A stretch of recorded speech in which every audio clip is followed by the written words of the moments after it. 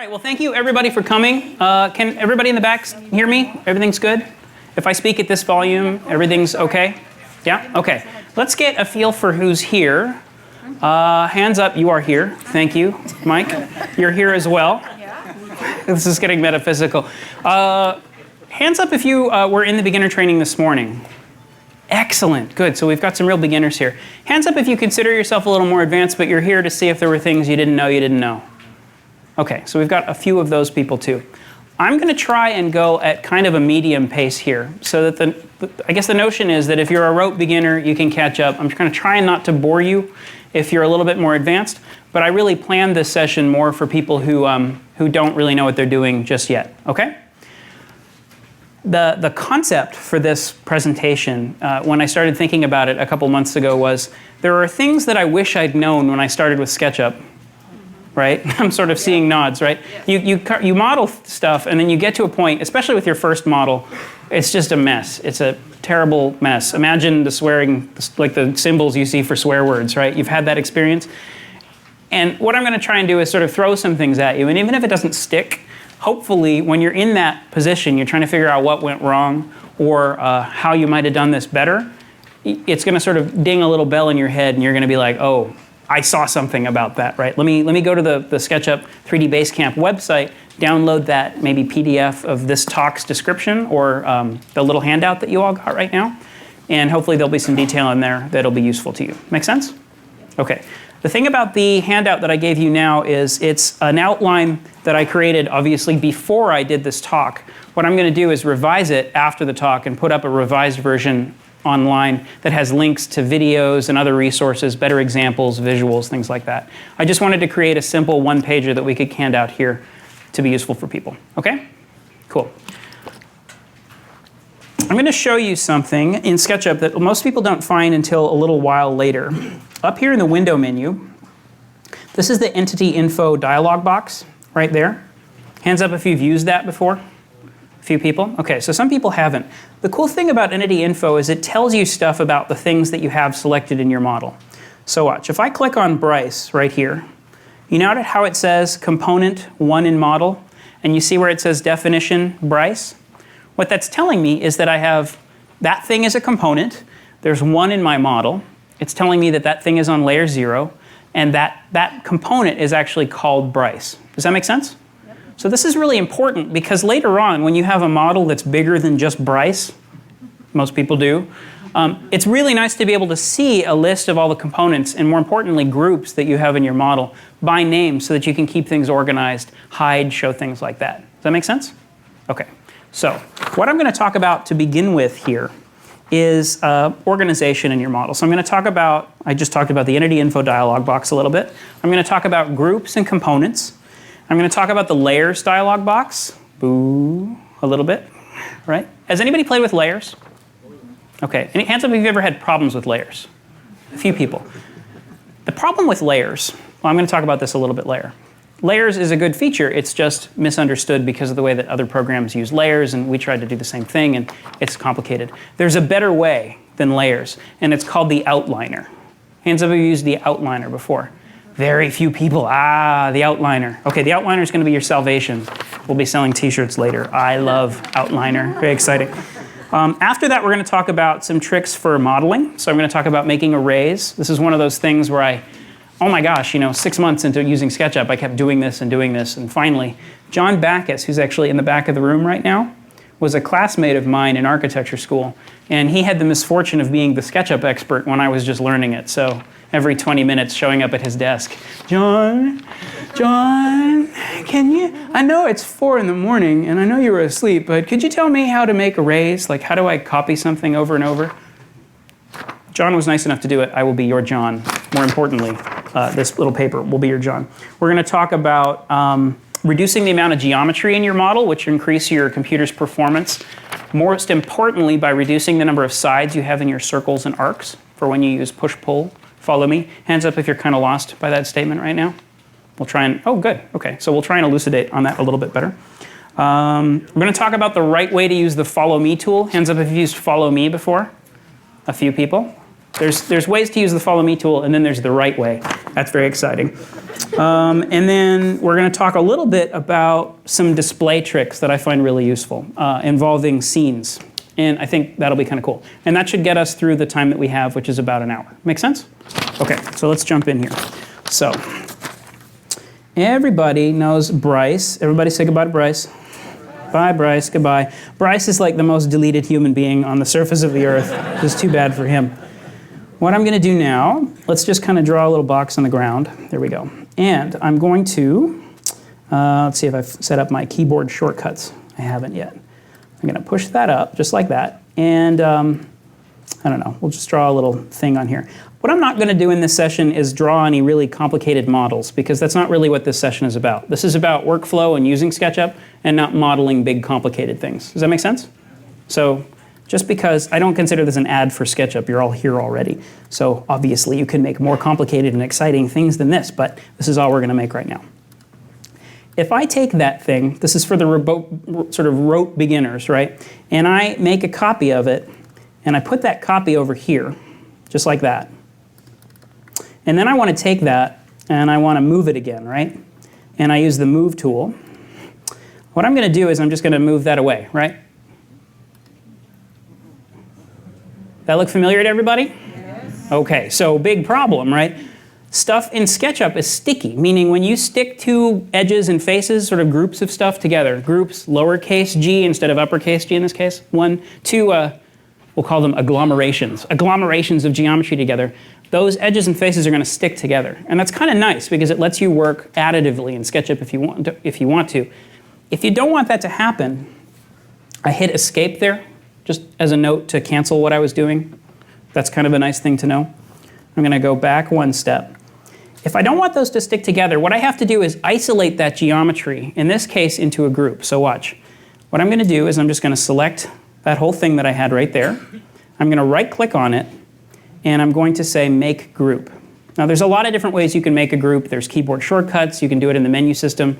I like right-clicking on things. It makes me feel powerful. I'm going to say Make Group, just like that. Now, you notice that it made the group, but it didn't ask us to name the group. Remember? It didn't ask us to do anything like that. But because we have entity info open, do you notice where it says name right there? I can name that group right now, which is kind of nice. So I'm going to call this boxy thing, just like that. And now when I select that group, it actually has a name. So this is kind of a nice trick for SketchUp. And I'll show you why in a little bit. Let me take this, and I'm going to make a copy of it over here. Let's just kind of set the copy right there. And I'm going to ungroup this thing. How do I ungroup something in SketchUp? Explode, exactly. So there's no ungroup command. You're probably looking for ungroup if there's group, right? The idea is that you explode groups in SketchUp because you also explode components. And we didn't want to have another command called uncomponent or something. So we'll just have explode, and explode applies to both groups and components. Make sense? Okay. And how do I explode something? Right-click and say explode right there. And now it's no longer a group. Make sense? Okay, in this case, I want to make this into a component in this case. And I'm going to select it a different way this time. So what you just saw was me drawing a box around it with the button pressed down, just like that. That selects things. Watch. If I click once on this surface, you notice how it selects the surface? Watch what happens if I double-click on the surface. Click, click. It selects the surface, but it also selects the edges that are bounding that surface right here. Everybody see that? Watch what happens if I triple click. Click, click, click. It selected the entire object. So that's kind of a nice tip. Hands up if you didn't know that. So a really nice way to select an entire object sort of within one group or within basically all the geometry that's touching gets selected when you triple click on something in the model. So I'm going to click, click, click. I'm going to right-click on this and say Make Component. And when I say to make a component, it gives me a nice little dialog box that asks me to actually name this component. Now, if I had a feature request for this, I would actually ask that this little box or something like it pop up when you make a group too. But that doesn't happen in SketchUp by default. So I'd encourage you to name your groups using entity info. Component automatically asks you to name it. So I'm going to call this another boxy thing. Very nice. And I'm going to hit create. I'm not going to worry about all this stuff yet because we have other sessions about components specifically at this conference, so we don't have to worry about the rest of this stuff. But I'm going to say create right now. And notice what happens here in my entity info dialog box. It says I have this thing, it's a component, and it's called another boxy thing, which is very nice, right? And if I take that thing and move it, make a copy of it, let's take this thing and make a copy of it too. This thing is a group, right, instead of a component? Mm-hmm. Watch what happens if I double-click on this thing to edit it, and then I do something to it. So I'm going to take my little push-pull tool and just push that up. And you notice that anything I did to one instance of this component is going to happen to both instances. Make sense? Okay, but notice, to the group over here, nothing at all happened. So when I change one component instance, it's only ever going to have an effect on the other instances of that component. If I do the same thing, even though these look the same, they're not the same as far as SketchUp is concerned. This is sort of how nerds organize things when they write computer programs. If I go over here to this group instance right there and do something to it, let's take a, I don't know, we'll make a circle and have it kind of coming out the front here. And I pull that out. Notice nothing at all happened right there, right? Because anything I do at a group instance or a group doesn't happen to the other copies of that group. Make sense? Okay, cool. Sorry to be so pedantic on this, but it's a really, really, really important concept. And getting this very early on is a really key to successful in SketchUp. Yeah? It doesn't matter which component you change, it just goes to all of them. So the question there was, it doesn't matter which component you change, it happens to all of them. That's absolutely right. So changing any component instance will have an effect on all the other instances of that component. I'm going to open a model. Let's just kind of get rid of this thing. Let's see if, I'm going to have to go hunting for a model here. Let's go to, this is the fun part where you get to watch me hunt through my hard drive. If you see secrets, what happens to you? Lasers. Lasers, exactly. So everybody close your eyes in case you're wondering about lasers. Let's see. Paris trip. What's that? Paris trip. Paris trip, not a secret, happened 2 years ago. Thank you. Okay. Let's see what we got. That's not it. Sorry about this, folks.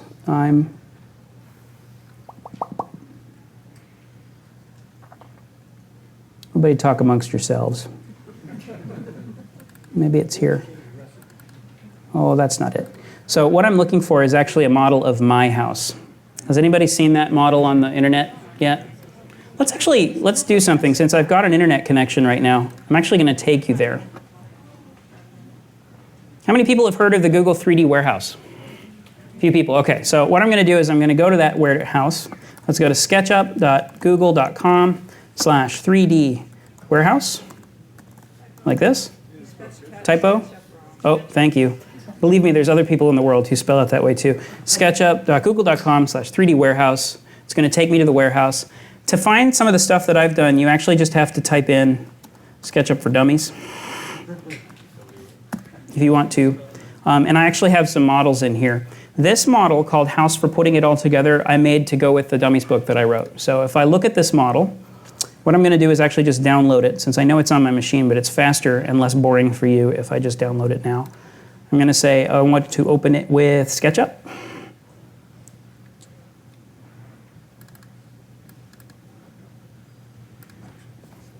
And it's going to download it, hopefully. Very nice. We'll say open. Come on, SketchUp. Gonna work? Maybe it opened it up somewhere else. It's entirely possible. Hit zoom. Where did it open? Oh no. Okay, it's possible that it's actually off the screen because I'm dual monitoring. What I'm going to do is unplug the laptop right now. It'll appear on my computer, and then I'll plug it back in and it should appear in the middle, okay? So everybody keep your fingers crossed. Let's see how this works.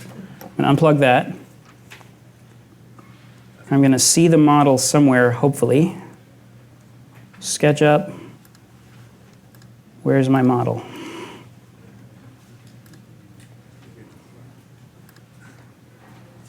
Oh, I'm really sorry about this, folks.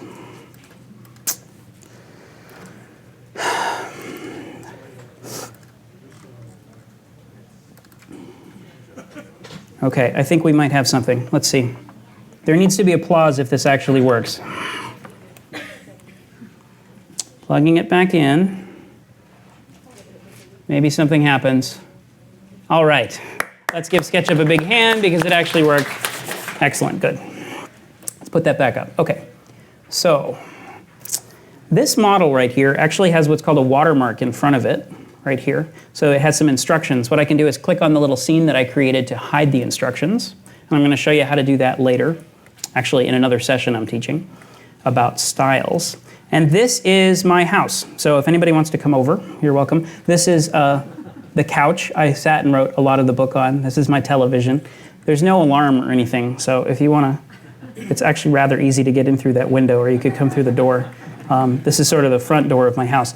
The neat thing about this house is I used groups and components to organize the stuff in the house. I also used layers to organize the stuff in the house, so that it's a really easy model for me to take apart, put together, show people. So I'm going to use this house as an example of how to organize a model, because I think this is a pretty good example of the kind of thing that people are building with SketchUp in terms of its complexity.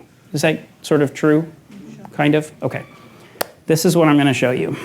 Up here under Window, look how there's something called the outliner right there. If I turn on the outliner, oh no. I think the outliner may have shown up, but outside the screen again. This is not an uncommon problem. It's actually a bug that we know about, believe it or not. Just with Mac, right? It actually happens on the PC as well, unfortunately. So we can't blame it on Mac today. Okay, I'm going to unplug this thing again. We'll see if it actually shows up. There it is. Let's plug this guy in again. Do we have any questions at this point? Any questions? Yeah.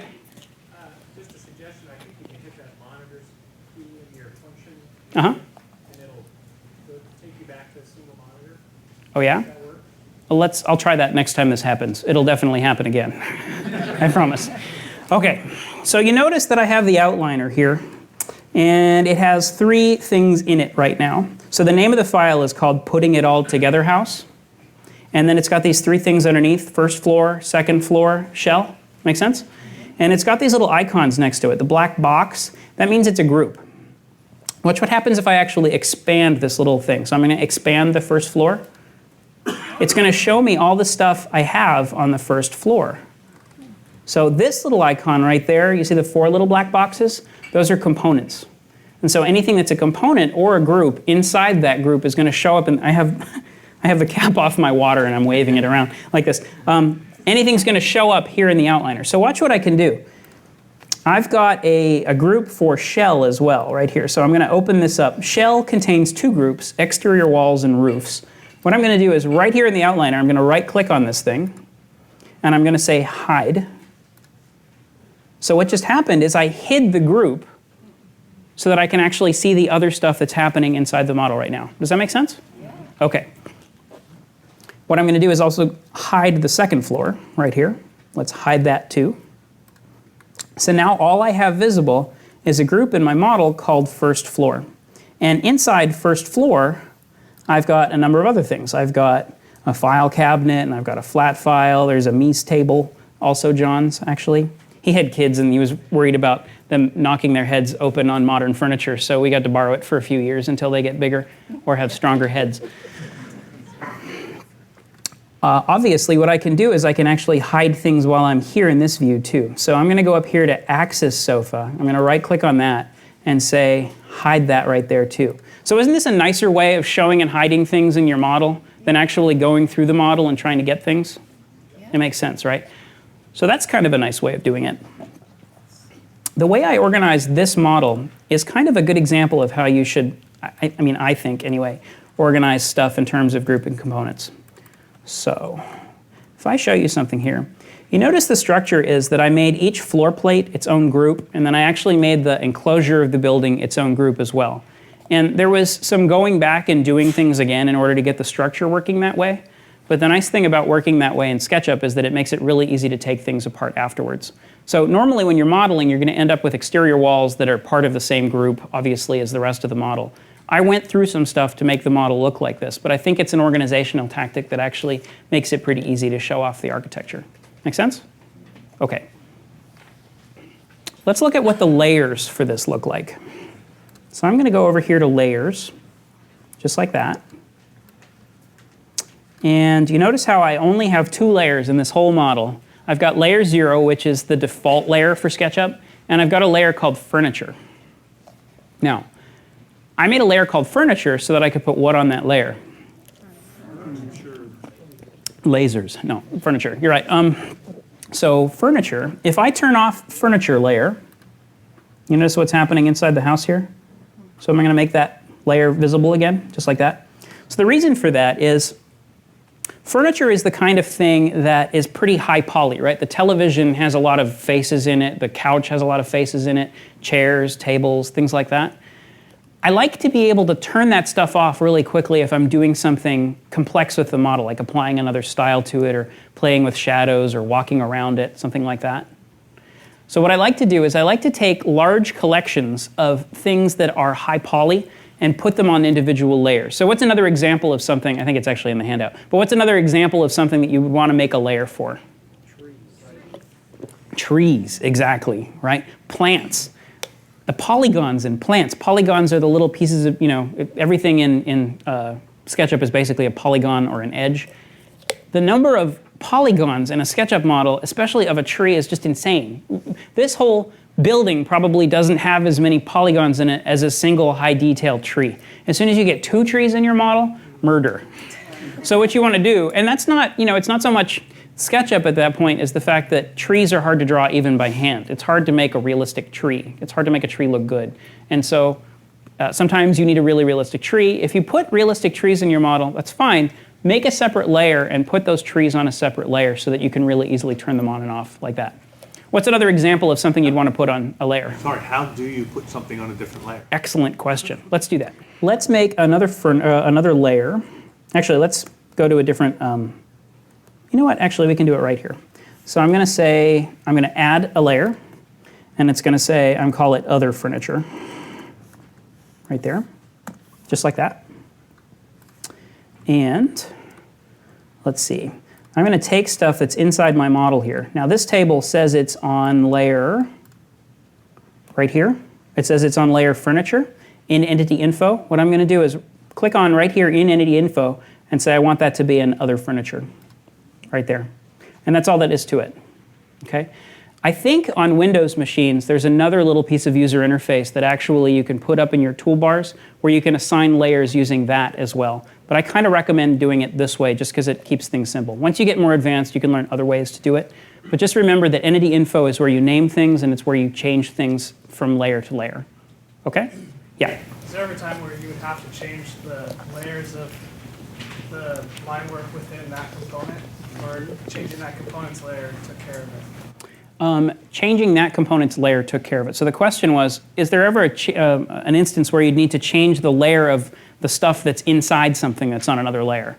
Hands up if you've had problems with this in layers before. Okay, those of you who didn't put up your hand, you will. So here's the problem, okay? I'm going to do an illustration. I am on layer 1.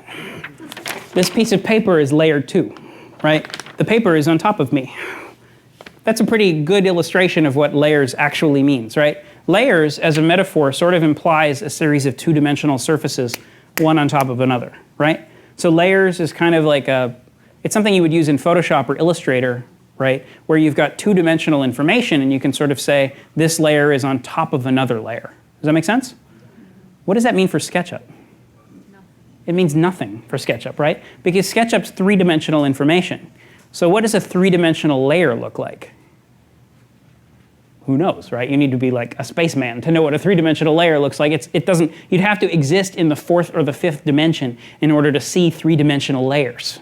And who has time? So what I do is I use the outliner instead of layers, almost always to organize the geometry in my model. So I make religiously groups and components, and I use the outliner to organize those groups and components because it's very easy. Something is either in a group or not in a group, in a component or not in a component. You can have components and groups inside other components and groups, but it's discrete. Something can't be in more than one group or component at a time. Does that make sense?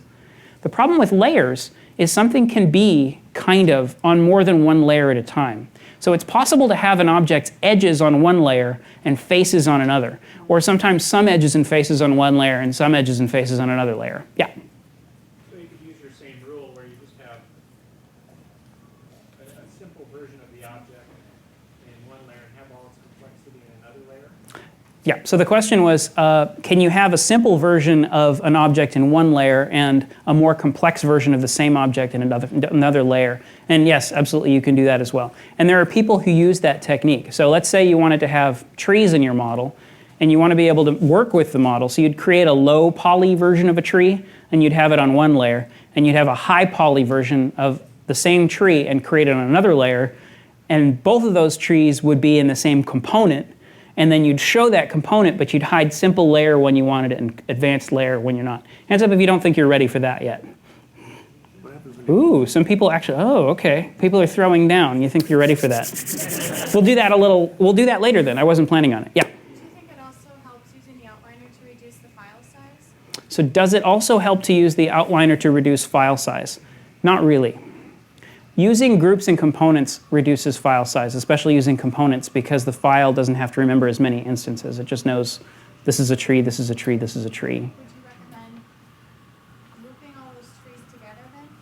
Instead of having just individual component, have 3 trees all grouped together? That's a good question. So what you're suggesting, I'm just repeating for everyone, you're suggesting that we group all the trees together. Are you saying we could group the trees instead of putting the trees all on a separate layer? Yes. Okay, so that's a really good question, right? When do you, like, if I'm so down on layers, then why should you use layers at all? Why put things like trees and furniture and other stuff like that on, oh. I mean, you do that, since the trees are so high poly, your computer is bogged down so much that you want to be able to just turn them on. What I'm wondering is that if you have say you're doing 3 trees and you have 20 trees, Right. and they're all high poly, and you're trying to do an animation and your computer's bogged down, is it better if you were to group all those trees? Would that help? No. So what you're asking is, does making a group out of something make it lower poly or make it easier for the computer to swallow? And the answer is no. So even if you had 20 big high poly trees and they were each components, making a group out of those into one big group called trees wouldn't make it easier for the computer to process. Yeah. But you could have trees that, like for instance, the branches are on one layer and the leaves are on another, and then you could turn off the leaves and make it a lot easier to fly around it, right? So what you're saying is we could put all the leaves from a tree on one layer and like the branches on another layer. Right. You absolutely could if you want to. It just really, there are smart ways to deal with big, pieces of geometry that you have, and as long as you know how layers and the outliner and groups and components work, you have all the flexibility in the world. The problem comes when people don't understand exactly how layers work, and then it gets kind of complicated. Yeah. So my question is the one you almost started to answer is why do you pick layers instead of components? Okay, so let me get to that now. So why would I use layers instead of components? I've thought about this a lot, and what I've come down to is that pieces of geometry that are touching, basically, right? First floor, second floor, end floor, things like that, terrain, other big chunks of your model that are more or less unique. I use the outliner to organize that because I think it's a really nice way to keep track of, okay, my stair, let's say the stair in this model, let me go back over here. So there's a stair in the model, it's kind of over here someplace. Nausea again. Let's see. So there's a stair, and does that stair actually exist on, is it level 1 or level 2? Where does that exist, right? Or is it a separate layer? It doesn't make any sense. I mean, what people end up doing, especially if they've come out of an AutoCAD world, is using a layer kind of for everything they do. So I make a first floor layer and a second floor layer and other things like that. I find using components and groups to do stuff like that a lot more useful in SketchUp. I only ever use layers for large collections of similar things like furniture, people, cars, trees, other entourage objects that I really, that might exist in like sort of within different groups and components, if that makes any sense. But I'd like to be able to turn them all off at once. If I had a group called furniture, that group called furniture would have to be inside one of these other groups, or else it would have to be its own group, in which case it wouldn't turn off if I turned off another group. Does that make sense? So if I had a group called furniture and it were outside the house, I could turn off first floor, but I would still end up seeing the furniture on the first floor, which I don't want to do. I want all the furniture on the first floor to turn off when I turn off furniture, but I don't want it to turn on again when I turn on the furniture on the second floor. Oh no. I've got 150 people looking at me like, you lost me again. Yeah. Big step backwards, maybe a Yeah. little grown. I'm Sure. looking at that first riser on the stair, Uh-huh. and it's adjacent to that wall. Yes? How come it didn't heal into there? How'd you, like, is that a separate group or component than the wall? So the question is, why didn't the stair tread heal into the other tread? Put up your hand at the end. I'm going to take questions at the end, and we'll talk about that, because it's a little off topic for this, but we can absolutely get to that. No problem. So that's sort of the rule of thumb that I'm getting at now. Use the outliner instead of layers. Only use layers if you're dealing with large collections of things that are already groups or components, things like trees, people, cars, stuff like that. Yeah? So you can almost use the word category instead of layer. Yeah, that's an excellent idea. So what you said was use the word category instead of layer. And maybe that's what it is. Maybe it's you've got categories of content or entourage objects in your model, and you want to organize them. I would use layers to do that. Yeah? When we import from other programs like AutoCAD, it does actually bring in the layers as layers in this list. Right. So what you said was when we import, let's say, an AutoCAD file, it actually brings in the layers for you. The problem with that is you end up with a bunch of stuff already on different layers. What I like to do when I've got multiple layers like that, especially if I've done an AutoCAD import, is I start deleting. So I'm going to go in here, I'm going to say, you know what, this layer, I'm going to delete it, and then I'm going to get this little, let's see, did it work? Oh, it's my active layer, so it's not going to let me delete it. I'll go up here. I always want my active layer to be layer 0, but I want to delete this layer. I'm going to say delete it, and it's going to say, what do you want to do with the stuff on this layer? I'm just going to say move it to the current layer in this case, and that kind of puts everything on layer 0. So a nice way to work with stuff that you import from AutoCAD or another program that gives you a zillion layers is to move everything to layer 1 and then start selecting and organizing it there. Turn it into groups and components. Put the stuff that belongs in layers actually on a layer. Put the stuff that doesn't belong on a layer in a group or a component, and use the outliner to organize it. Makes sense to do that in AutoCAD first. Isn't that the easiest? Does it make sense to do that in AutoCAD first? Make your whole thing layer 0, for example, and then import it. That's a great idea. So what she's suggesting is put everything on layer 0 in AutoCAD and then just import it there. Layers, Or two furniture layers. and building or Yeah, something. absolutely. So if you're more adept at AutoCAD or whatever else you're using, then absolutely do the work there if you like. It's just a question of what you end up with in SketchUp, I guess, if that makes any sense. The trouble with layers in AutoCAD is people use layers to organize line weights and different kinds of lines and things, and absolutely that doesn't apply to SketchUp. So don't just use the stuff you get in from your import directly in SketchUp, because you're just going to end up messed up. And then you start turning off layers, and you've been working on other layers, and stuff you didn't expect to disappears, and it becomes a big mess. So use the outliner as much as you possibly can. Make sense? Okay. Let's see. I'm going to say cancel that. What else did I want to talk about there? So once people find the church of groups and components, if you want to call it that, they tend to go a little crazy and they say, I'm going to make everything a component. Why would I ever use a group instead of a component? Can anybody answer that? Why use a group instead of a component if components are so nice? They let you name things and stuff. Yeah. You might not want to edit all of them at once. Exactly. So you might not want to edit all of them at once. What ends up happening a lot of the time when I'm working is I end up making instances, or let's say versions, iterations of something. So I'll make a first floor, and I make it a component called first floor, and then I make a copy of that and I move it over here, and I'm like, I want to try some stuff on this one, but I made a copy, right? So it'll be fine. I've got my original and my new one, but then I forget it was a component, and everything I did to this one all happened to this one, and then you're like reverting and crashing, and it's terrible. So get into the habit of, if it's something that is unique in your model, like first floor, you're only going to have one of those, make that a group instead of a component. But remember to name it so that it ends up as something useful in the outliner. Okay? Cool. Let's see what else we got. Let's do some actual modeling. I'm going to close this. Let's open up this guy right here. Okay. So going on the first thing, reduce the number of sides in your circles and arcs if you plan to use push-pull or follow me on them. Let's show you something for a second. Everybody say goodbye. Goodbye, Bryce. Again, very nice.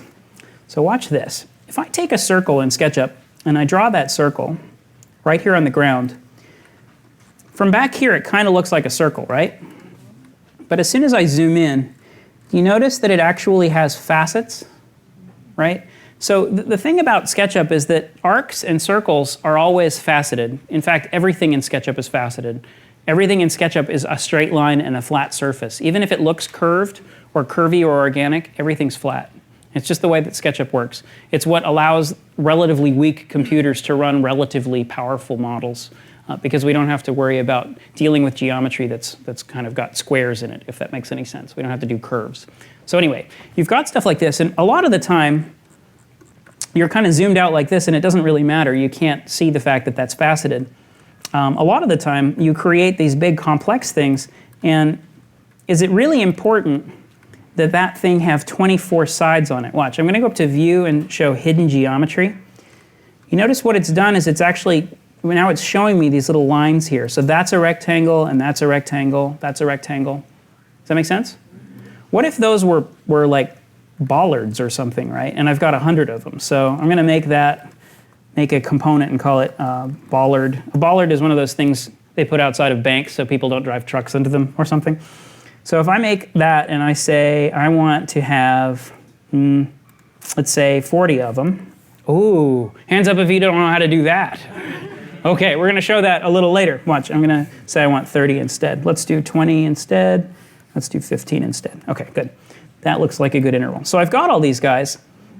I'm going to turn off my hidden geometry. Now, probably that's not my whole model, right? Maybe I have plants and mailboxes and people and cars and, God forbid, a building and all kinds of other things actually in the model. Is it really important that each of those bollards have 26 surfaces on them? I mean, these things add up, right? Okay. Moreover, watch. If I actually take, let's see, one of these little circles and I do this with it. I'm going to come up and over and over and over this way maybe and down like that, just like this. And then I'm going to grab my arc tool, maybe start drawing some arcs on here. Come on, turn purple. Turn purple. There we go. Talking to SketchUp helps. Very few people realize that that's the case, but it's true. Singing to it is even better, but maybe not in the office. Okay, so what I'm going to do is I'm going to select those edges. I'm going to show you how to do this in just a second. I'm going to hit Follow Me, and I'm going to make that follow that. So that's all fine and well, and if that were my entire building, it would probably be useful to actually have it have so many faces, just like that. But probably that's more like a bike rack or something like that in your model, right? In which case, you're never focusing on the bike rack. The bike rack is there to show that this is a fun space and we live in a green community and look, there's a bike rack. But it's not important that the bike rack look that high poly. The trouble is people become obsessed with things.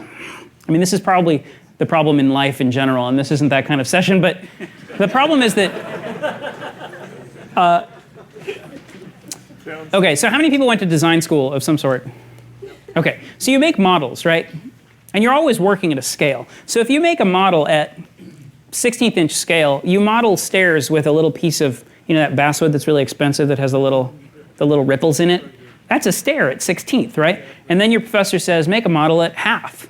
And so you do, and then you make every tread, and you make a handrail, and then you finish sophomore year, and you never have to do that again, which is really good. But you sort of, because we are a certain size and real life is real life, there's an inherent understanding that some things occur at one scale and you add detail at another scale. Does that make sense? On the computer, there's no such thing as scale, right? If I'm in here, my model is a bike rack. That's what I'm working on right now. Man, it's important that bike rack be as good as that bike rack can absolutely be. The trouble is that the model's not about the bike rack. The model's about the building, and the bike rack just happens to be in front of it. And so one of the things I really try and get across to people is to model at the conceptual scale that you actually think this model is going to be viewed at. Does that make sense?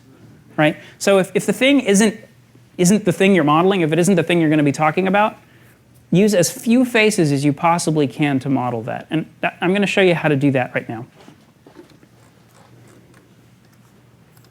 If I take this circle and I draw it, what I've ended up with is a circle with 24 sides. What I can do is I can change the number of sides in the circle by typing in an integer and then just typing the letter S and enter. So watch. I'm going to say I want this circle to have 10 sides, so I'm going to say 10S. Watch down here on the VCB. Does everybody see this down here? Right there? I didn't click in there, I just typed. And now I'm going to hit return. And see the circle has 10 sides? I could say I wanted to have 15 sides. I'm going to type in 15S. And now it has 15 sides. Or if I'm really anal retentive and I didn't attend this session, I'm going to say it should have 100 sides because now maybe it should have 360 sides because I'm going to trick SketchUp into making real circles. Ha. Like that. I don't recommend this. Most of the time, and this is something SketchUp pros use, all the time, if you're using circles or arcs in relation to like the follow me or the extrude tool, the push-pull tool that lets you create other 3D geometry based on these curves, 10 sides is almost always as many sides as you need, really. So I'm going to reduce this down to 10 sides, 10S, just like that. And now I'm going to do a follow me operation on it. So skipping down to the lower left-hand corner of this little handout, how to use the follow me tool properly. Let's talk about that. So let's say I want to do something very similar to what I just did right there. I'm just going to actually create a little follow me extrusion path. So I'm following those colors. Let's see, red, green, blue, red, green, blue, right down. Now, if I want to bring this down exactly to the ground, how do I do that? Hold down Shift when I have it in the blue, right? So I'm going to hold down Shift. You see how that locked it? And now I can hover anywhere in the model I want, and it's going to match that. So watch, I'm going to hover here and then click. And I'll see that that thing actually came down to exactly the same height. Hands up if you didn't know that. Shift to what's called inference lock. That's kind of a cool thing about SketchUp. Now, this thing is still going, so how do I snip that off? Escape, just like that. Good. Okay. Now, what I want to do is I want to follow this thing along this path. And the way that most people tell you to do that, including sometimes our documentation, is they say, click on the face, and then drag the face along the line, right? Dun, da, da, we drag it along the line, and it comes down. And it happened to work that time. The problem is, usually you're trying to do something like a gutter around the outside of an eave, or you're trying to do something where it's not as easy to just follow the path as what I just did. So what you want to do, and this is the other way to use follow me, the way you should always do it, is you should pre-select that path. So remember how I selected before? What should I do to this thing to select the whole thing? Click, click, click, just like that, and I selected the whole path. Or what I could do, and this is completely new for you maybe, I'm going to, instead of drawing a line that goes this way around, I'm going to come from the right to the left. You see how that box is like dashed lines? I'm going to come across. If you use AutoCAD, this is very familiar. That's called a crossing selection. Now anything I touched gets selected, just like that. Once I've selected the path, I'm going to go over to the Follow Me tool, and I'm going to click on the thing I want to follow that path, and it's just going to follow it along there. Is that useful? Yes. Okay, so that's the way to use Follow Me. Never, ever, ever use Follow Me the other way. You only get headaches, consternation, you'll die early and be unhappy, and lasers will come and get you. Okay, so that's Follow Me there. Now, if I turn on View Hidden Geometry, just like that, you notice it's actually kind of nice and lightweight too, right? So the number of faces I have here, let me select that. Oops. I'm gonna, yeah, exactly, thank you. Click, click, click, triple click the whole thing. And I'm going to go to Entity Info. And it says I have 2,965 entities just in what I selected. So that's like the world's most complicated, simple bike rack.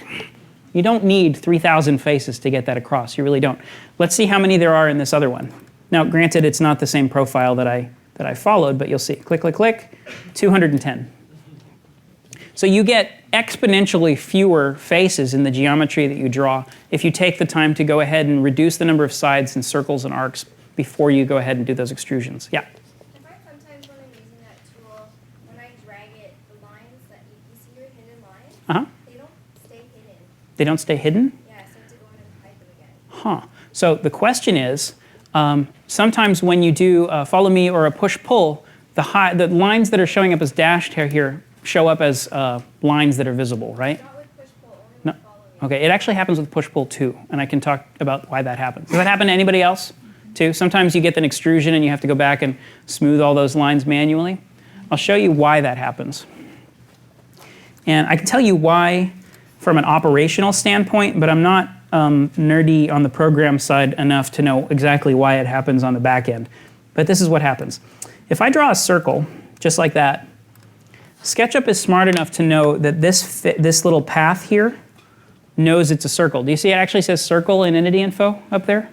Right? So it knows it's a circle. Now, why does it care that it's a circle? It knows it's a circle and it cares that it's a circle because it needs to know that when I extrude this, let me turn off my hidden geometry, it should automatically smooth the edges for me when I do that extrusion. Does that make sense? Watch what happens if I do this. How many people want to bet I'm going to dump this water on my laptop before I'm done here? Let's do this. There's no recovering from that.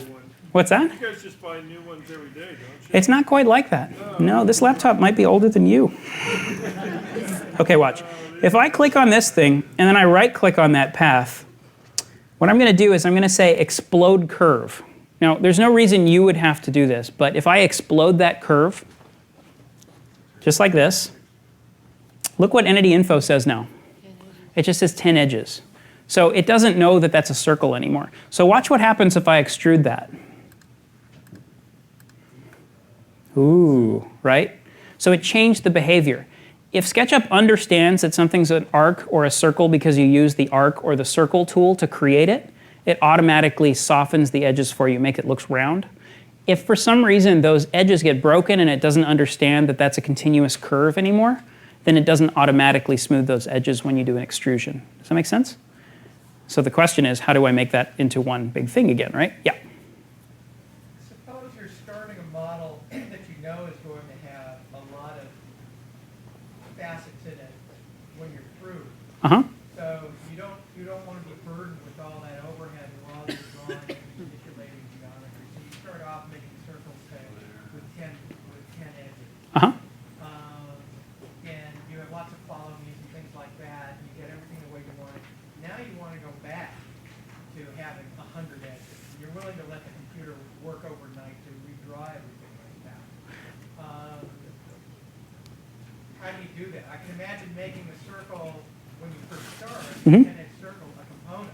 Yeah. And then you go back and you edit that master component and go from 10 to 100. Would it redraw everything for you? You do. No, you have to do it manually, unfortunately. So the question was, and it kind of gets to the other gentleman's point about using maybe layers to have a high poly version of something and a low poly version of something. But the notion is, if you go ahead and follow the advice and make a low poly version of your model, and then later on you find that you need more detail, or let's say you go through and you make something with a lot of detail at first, and you go through and you need less detail, there's no automatic way to tell SketchUp, make this lower detail or make this higher detail. You need to do it manually. But you can plan ahead and do the technique that he was talking about, which is to create two versions of what you're doing and put those two versions on separate layers. It's a little advanced for this group, but I can talk about it in a little bit if you like. Okay?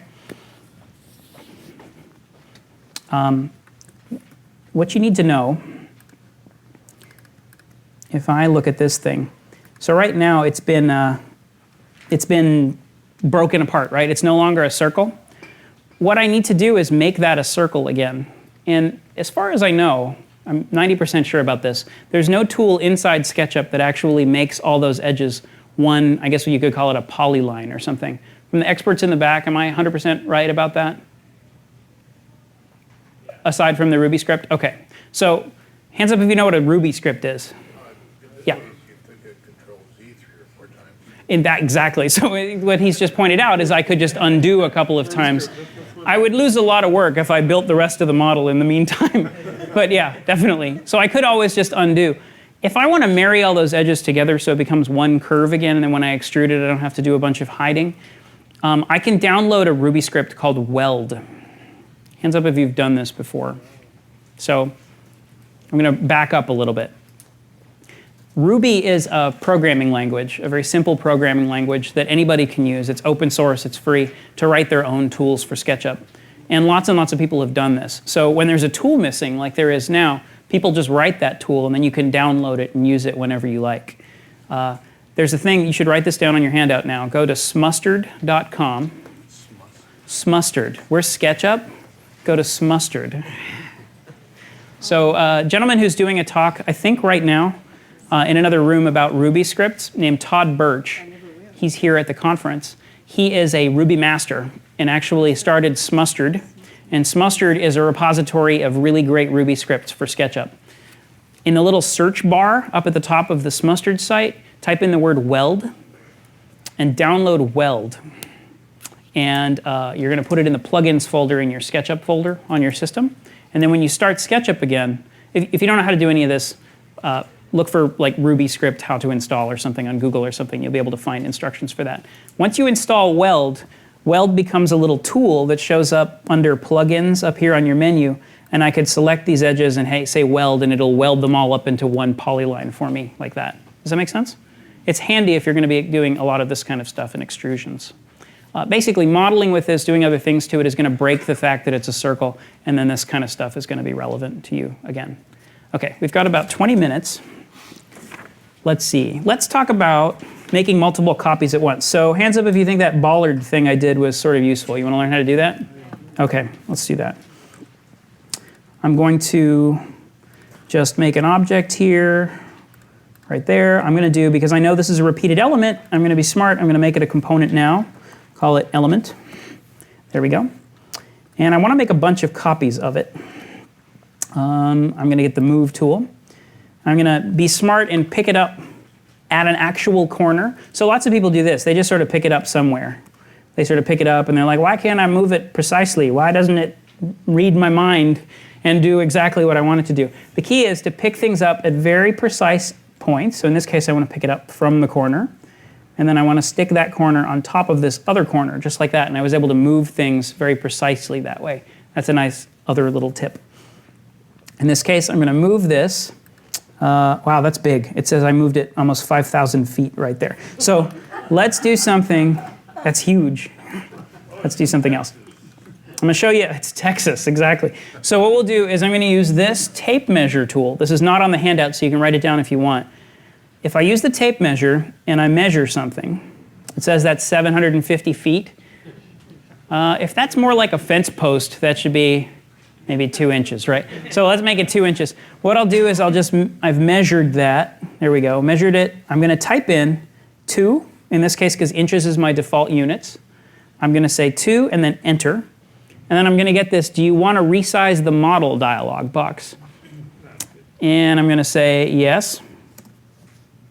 Well, that would be the whole model, right? I want to resize the whole model in this case, right? This is kind of the use once every time you're doing a model tool. You wouldn't use it multiple times in a model. If I wanted to just scale this thing, I would use the scale tool to scale it instead. But in this case, this is the only thing in my model, so I'm just going to scale the whole thing and be done with it. So no, it would just do nothing. In this case, I'm going to say yes. If you said no, it wouldn't It wouldn't do anything. cancel. It cancels it, exactly. So hitting no cancels it, hitting yes makes it disappear, right? Uh-oh. So we went from something that was 750 feet to 2 inches. How do I deal with this now? What's that? Zoom extents, exactly. So this tool right here, called Zoom extents, this is the help, save me. It's like take me back to Basecamp or the Basecamp tent tool. You just click that, and what it does is it fills your screen with whatever it is that's in your model. So it fills your screen with your model. Does that make sense? So Zoom extents, that gets you out of trouble when you're doing that. I'm going to measure this thing again. It says I'm 2 inches wide, which is very nice. And it's a component, so let's make some copies. I'm going to make a copy. I'm going to say, you know what, I want these spaced at 12 inches. So that's 12 inches apart. Now, I want, instead of just making one more, I want 19 more. So I need to do something to make 19 instead of 2. What I'm going to do is I'm going to type in 19. And what happens if I just hit enter now? What's it going to do? Makes the spacing 19. Right. It's just going to move them 19 inches apart, right? So how do I tell SketchUp that I want I'm going to go back to 12 here. How do I tell it that I want 19 copies instead of one copy? X, right. So I use the letter X to make a copy. And that is on the handout. Watch. I'm going to type in 19 and X and then enter. And now I've got 19 of them spaced apart. So here's a cool thing, though. What's that? 19 times. 19 times, exactly, yeah. So watch. Let's say I want to change the spacing. It's not too late to do that. They're at 12 inches apart now, but let's say I only wanted them 6 inches apart. I'm going to hit return, or 6, and then enter. And look what it just did. So I've still got 20 total, but now they're only 6 inches apart. Let's say 3. You know what? But I wanted 40 of them instead. So all I have to do to change between telling it how far apart to put them and how many I want is to use the letter X or not use the letter X. Does that make sense? So if I just type in 10, it's going to say make them 10 inches apart. If I put in 10x, it's going to say I wanted 10 copies. Make sense? Yeah. So how did you do it when you put the beginning and end in? Okay. So the question is, how did I do it when I did it with the interval instead, right? How many do I want in between? Let's go back a couple, using your trick, undo. Excellent point. We're going to undo, just like that. Let's say I know that I need them 100 feet apart. Let's say 20 feet apart. There we go. There we go. So I know I need them 20 feet apart, and I need them, let's say I bought a bag and there's 40 of them. So I'm going to go 39, and what do I type in order to do it between instead of times? Not S. What else? Divide. Slash for divide, okay?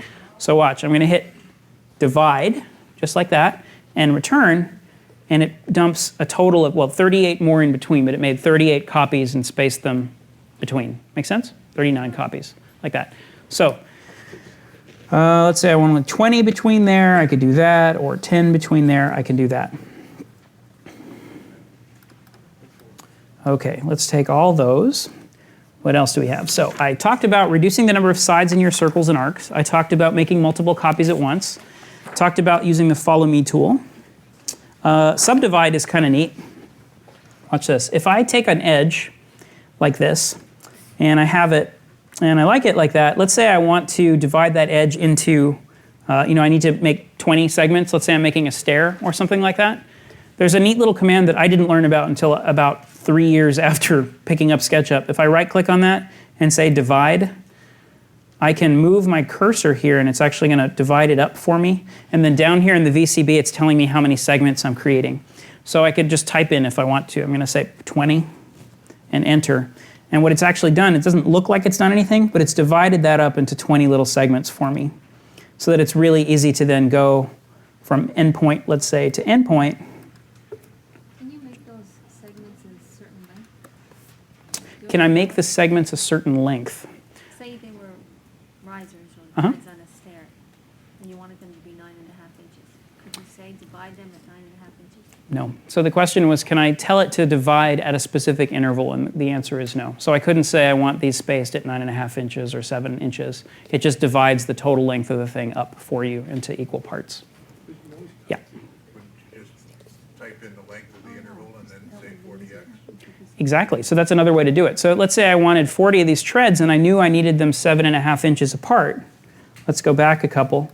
What I could do is draw a line that was 7.5 inches long, and then hit escape to snip that line. And then I'm going to take this, I'm going to use the move tool, stick them end to end, just like that, and then type in 39x, and what I've got now is 40 segments that are exactly 7.5 inches long each, like that. It's just lots of different ways to skin a cat. I'm not advocating for skinning cats. Yeah? Show again real quick how you drew the line and then divided it into Yeah, segments. sure. Let's show that again. I'm going to draw an edge. Actually, let's do it a different way. I'm just going to draw a rectangle. Let's say I want this edge subdivided. I'm going to right-click on it and choose divide. And then type in however many segments I want. So let's say 20. The annoying thing about this is it doesn't look like it's done anything, right? It's still just selected. You can't really tell that it happened. You just need to sort of click on it and say, oh, okay, good. It actually is divided up into 20 segments, like that. Yeah. Now, if you wanted to add lines there, it'll sort of just click to those points, won't it? Yeah, exactly. So the nice thing about that is making those individual segments means that I can snap to those endpoints if I want to. So if I want to start drawing lines across, I can say, good, that's an endpoint. It should come across like this. That's an endpoint, and I can come across like this, just like that. Yeah? What if you wanted to divide a lineup like that with like 10 parts to it, but you also wanted subparts in between those equal parts, like say an inch or so in between segments of 3 inches? Can you do that? So the question is, what if I want to do segments that are big and then subsegments between them that are there? I think you'd probably have to do that in 2 steps. So you would take the whole thing, divide it into little things, and then kind of do each one. This is an excellent opportunity for writing a Ruby script. Are you a programmer? Well, you should become one, and then you could write that, and I'm sure that people would buy it. Yeah. Could you make a 7-inch line and a 2-inch line and then do that sometimes? Absolutely. So the question is, can I do a 7-inch line and then a 2-inch line, and then copy that total of 9 inches over and over so you get 7, 2, 7, 2, 7, 2? That's not exactly what you meant, right? Okay. What I did want to show you based on this, though, that was kind of interesting. Watch what happens if I push this now. So because I push-pulled this after I split this line up into 20 separate edges, it automatically adds an edge for me here, which, depending on what you're doing, is annoying or not annoying. So it's probably happened to you, right? If you import a CAD drawing that has, let's say, a floor plan, and then you start extruding stuff up from that, every time there was a door frame or something like that, you're going to get that edge extruded up. The way to not have that happen is to use the weld command that I told you how to download to weld together edges that you don't want to have a resulting line in. Does that make sense? Yeah. What about grouping it before you start pulling up the floor plan? Would that work? Let's try it. So what you suggested was grouping it before I pull it up. What should I group? The line? Okay, let's try and group that. So make that group. And now let's try pulling it up. This is really an experiment for me. I'm not teaching a lesson or anything. Okay, apparently that didn't, well, I guess I am teaching a lesson. I did not just for you. Let's, so the thing about the lines, that didn't work. But it was a good try. Yeah. Question, you don't necessarily have to show it, but could you have taken the same example of using a stair and taken all of those segments, 11 inches, instead of copying them in a horizontal, do them like in a diagonal? Ah, great suggestion. Okay, so I'm going to show you something really cool here. We're starting to run out of time, so I'm not going to get to the scenes stuff. Oh. Is it okay if I get to scenes? Okay, so I'm not going to show you the stair thing, what she suggested, but you can absolutely do diagonal arrays if you want to as well. Okay, this is what I'm going to show you. Ready? Let's hide entity info. I'm going to go under window and I'm going to show scenes. Hands up if you've used scenes before. Just this morning. Okay, just this morning. That's excellent. I use scenes every day before I brush my teeth. It keeps my brain moving. Okay, the way scenes work, basically, this is how everyone's familiar with their working. If I add a scene and then I kind of move the model around and add another scene, SketchUp automatically tweens between those scenes, just like that. So I can save a series of view of the model, which is really nice. That's not what this session is about. It's nice that there's sexy, delicious things you can do with scenes. The cool thing about scenes is that there's ways you can use them for actually modeling. So the first thing I wanted to talk about was this right here. If I go under Window and go to Model Info is where I control a lot of the things about my model, sort of how dimensions look and where the file gets saved and stuff like that. This tab right here called Animation has this button on it called Enable Scene Transitions. Everybody see that? That's on by default. Now, if you build a big model with trees and all that stuff, you notice when you like, it's very nice to demo SketchUp with a box with some lines on it and show how smoothly the scenes fly around. It's all nice like that. But as soon as you have a model with trees and cars and people, and your computer isn't HAL, or a Cray or something like that, chances are your model's going to it starts to do that thing that robot from Short Circuit does, right? Smoke comes out of its ears. The way to solve that, because a lot of the time you're just trying to click between scenes. You're not showing a client, you're not doing anything important, you're just fiddling. It's that you get really tired, but most people work for a SketchUp for about an hour too long every day. You're done being creative, but you just start orbiting and like zooming in and out, and you're like, I wonder what it looks like from here, and you start applying. So I know I have a dirty name for that. If I unclick Enable Scene Transitions right here, watch what happens when I click between the scenes. it turns off the scene transition. So it immediately redraws the scene for you, and you don't end up overheating the machine trying to redraw all those animations. Does that make sense? So when you're modeling, turn off scene transitions. I know it's less delicious, but it's going to be a lot easier on your brain and on your computer. So turn off scene transitions. That's a good hint. Let's go back and get a nice big model, just like this house. So the house isn't that big a model, but I think you get my drift. Let's say I had a lot of them. So the dream neighborhood, there's actually neighborhoods in the US that look like this. Or let's say we'll make 20 of them. Just like that. What I'm trying to do is overburden the computer. So I've got 20. You notice how it's kind of stuttering, right now? And this would crash a lot of people's computers. But this computer is a little bit Google-rific. We'll kind of have that like that. Okay, so we haven't killed it yet. More. Let's zoom out. Let's go over. Another one. Let's make, oh, see, it is thinking. It's definitely slowing. So 2 times, I'll make a bunch of them. Here we go. All right, now remember, tell me, is it important now that I was so anal retentive about the faucet in my kitchen? The faucet, it's a faucet. How will I know it's a faucet if it only has 6 sides? Get over it. Make your faucet have 6 sides and you'll be just fine. Okay, so you notice how this, if I'm gonna orbit it around, SketchUp's gonna kind of halt right now. It's kind of like giving me problems. This is what happens when you have a big model. It's just inevitable. What I'm gonna do is I'm gonna go to Styles, which opened in a different screen. Excellent. Now, what was your suggestion for how to fix this? Go to Monitor button, and then Detect Displays?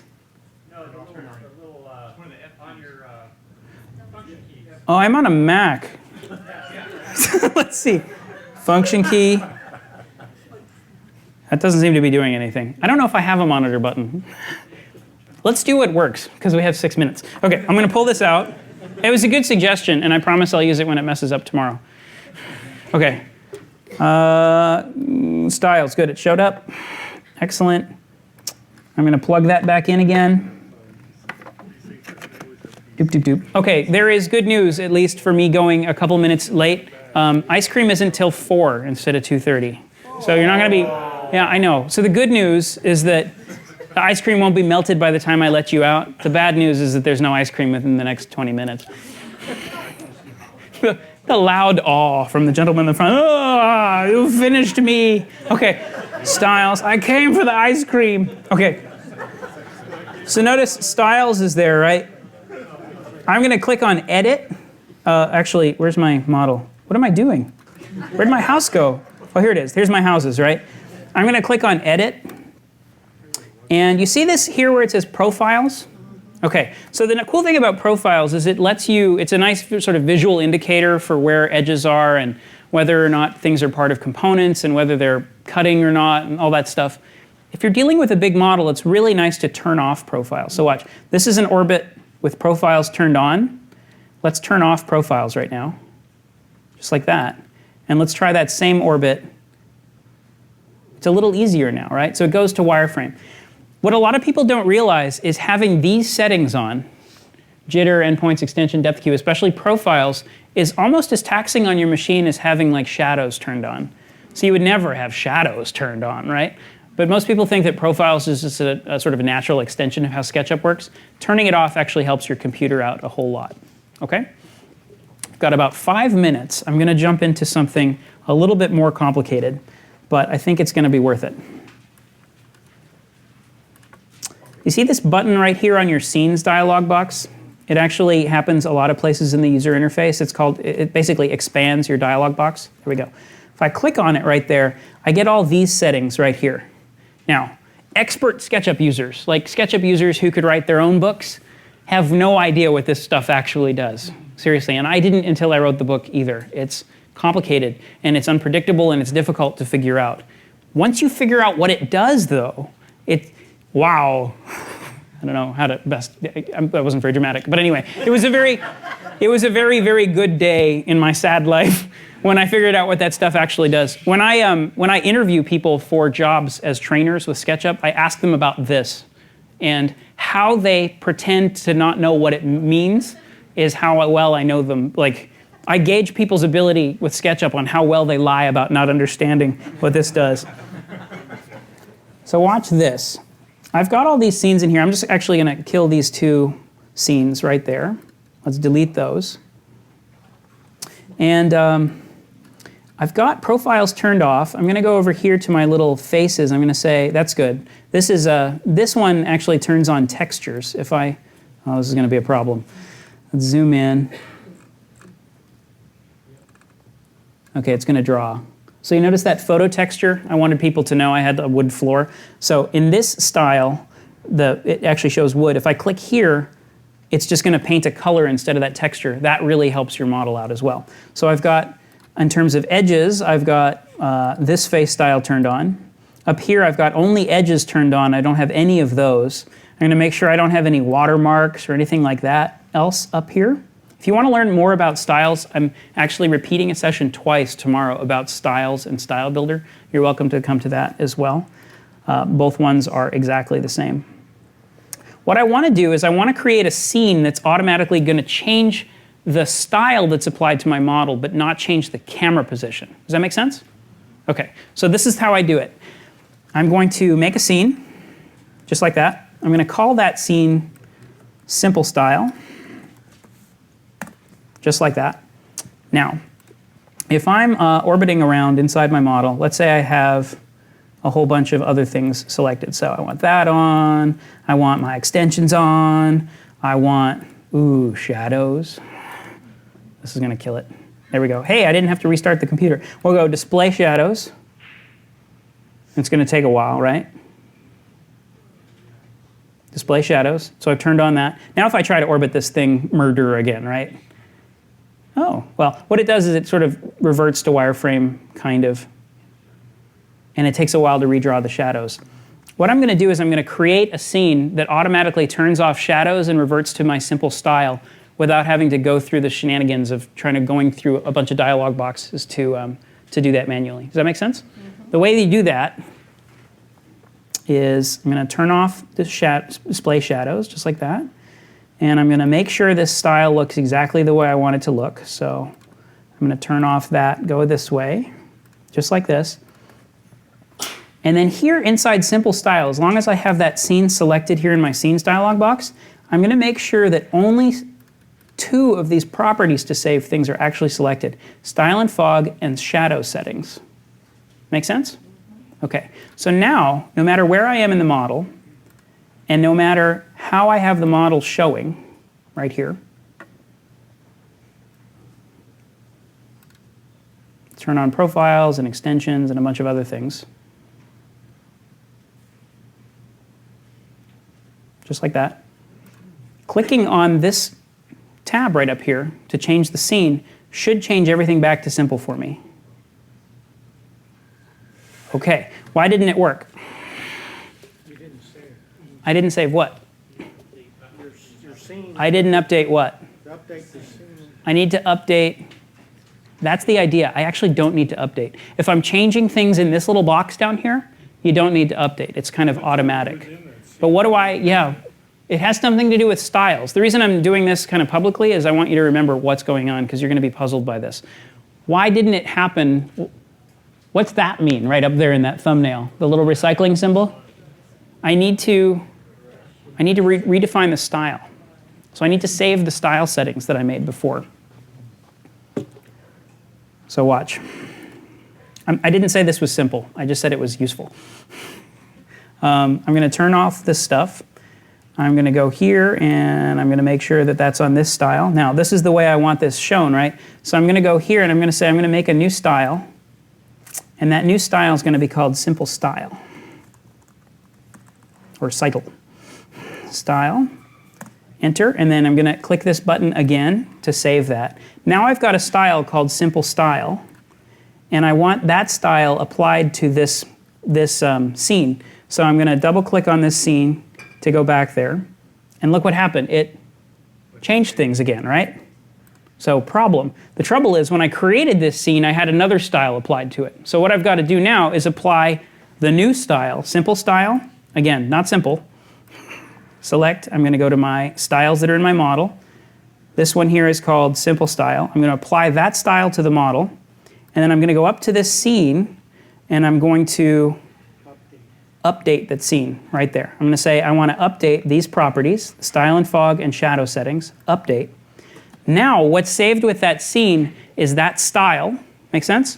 And the shadow settings, okay? So the reason I went the long way is if I'd shown it the short way, you wouldn't have understood that it's a little more complicated than you think it is. But fiddling with this will save you time. The cool thing about it is now no matter how I have this model shown, let's say I do something really dumb and apply like a sketchy texture to this huge model. Let's do like a Sumi brush. It's thinking. Okay, so I've got, it doesn't look good right now, but if I were zoomed in, it would. Now I want to orbit for some reason. Let's say I've got trees in there too, and it's a huge model. Before I orbit, what I'm going to do is I'm just going to go over here, and I'm going to click on Simple Style, and it's going to automatically turn off shadows and change me to that style, so now I can start working with the model again. So having a scene that automatically reverts your style to something simple is a really nice way to work, basically. Okay? I'm going to be around to take questions for as long as you like, but the next session starts in about 10 minutes, and have fun. Oh, We're doing a hold on. What's a that? quick survey too. So A quick now, survey? yeah. Oh, okay. Go to the session. I guess we're going to do a survey. Is it on paper? Oh, okay. Okay, so we're going to hand out some surveys, and then you'll be free to go to your next session. Okay? Thank you very much. Oh, thank you.